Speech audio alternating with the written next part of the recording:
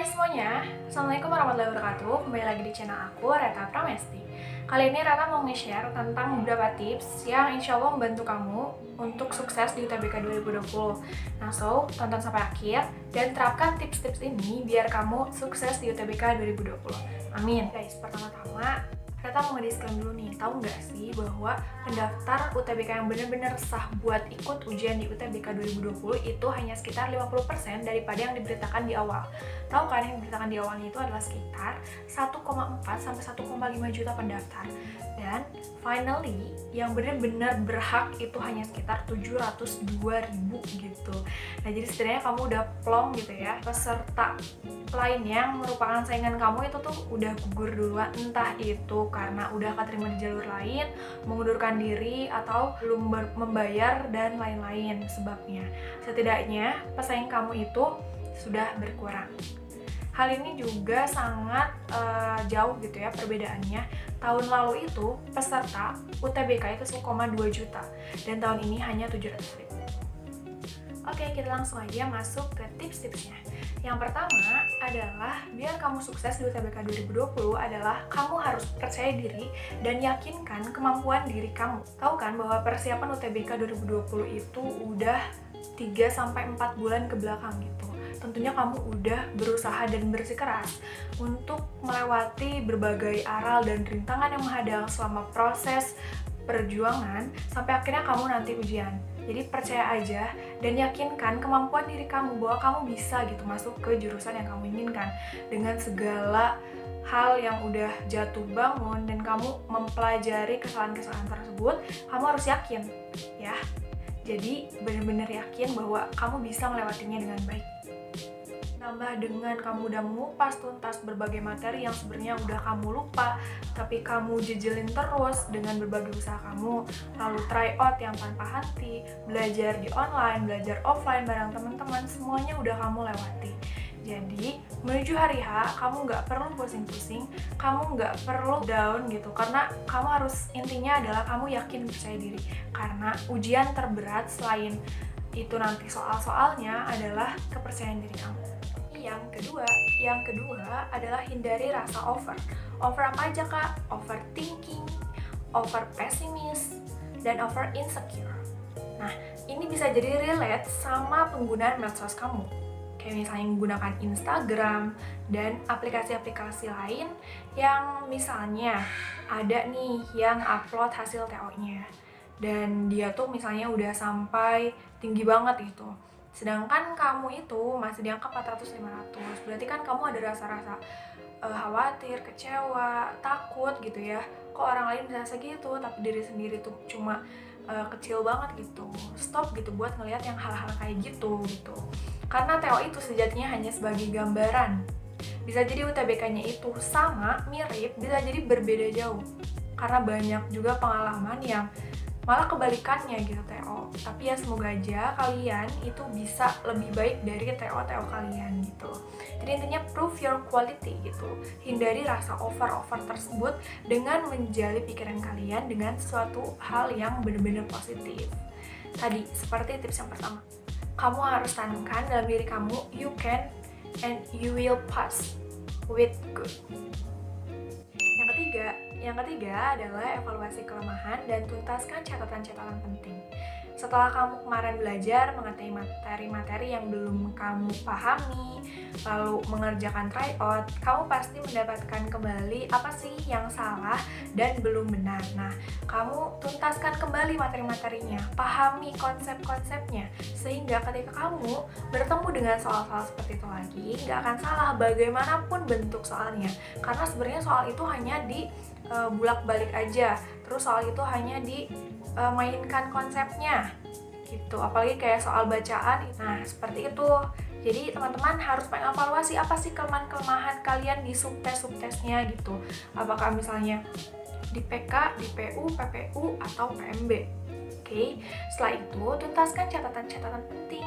Misalnya adalah kalau di PK misalnya rumus-rumus yang kamu cepat lupa. Atau kalau misalnya di PMB atau PPU adalah teori-teori di bahasa Indonesia yang kamu belum pahami. Atau misalnya di bahasa Inggris adalah vocab-vocab yang bisa kamu baca ulang sebelum UTBK 2020 tiba dan hari ujian kamu tiba. Yang keempat adalah jaga kesehatan dan sarapan atau makan sebelum tes. Oke.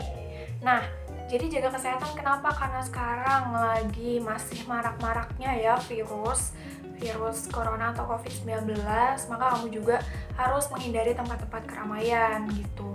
Tetap social distancing, tetap physical distancing, dan jangan lupa cuci tangan dan pakai hand sanitizer, masker kemana-mana, oke? Jadi kamu harus jaga kesehatan kamu. Jangan sampai kamu nanti belajar keras menuju UTBK 2020 sampai kamu selalu begadang dan kamu kurang istirahat, kurang tidur pada saat ujiannya, kamu yang akan nyesel sendiri, malah ngantuk, malah nggak fokus. Ya semoga kamu bisa tahu gitu ya kondisi badan kamu.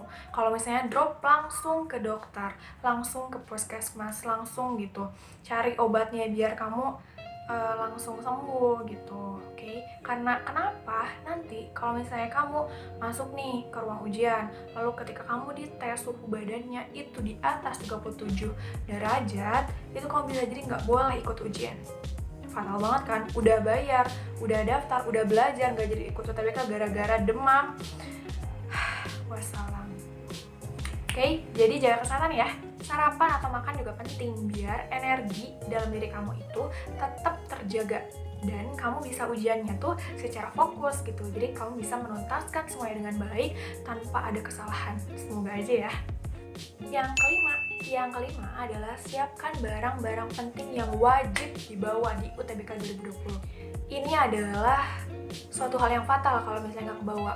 Kamu bisa jadi nggak boleh ujian juga. Oke, jadi catat baik-baik ya. Yang pertama adalah masker. Kamu benar-benar harus pakai masker ke dalam ruang ujian. Kalau misalnya kamu mau bawa hand sanitizer juga nggak apa-apa gitu. Tapi itu entah gitu, boleh dibawa ke ruang ujiannya atau hanya simpan di tas. Oke, jadi masker benar-benar harus dibawa atau dipakai langsung. Yang kedua adalah kartu identitas UTBK. Ini jangan sampai lupa juga gitu, karena inilah yang membuktikan bahwa kamu itu adalah peserta UTBK. Oke, jadi bawa dengan mencetak atau memprint si kartu tersebut di A4 atau F4 serta jelas ya, harus berwarna. Oke.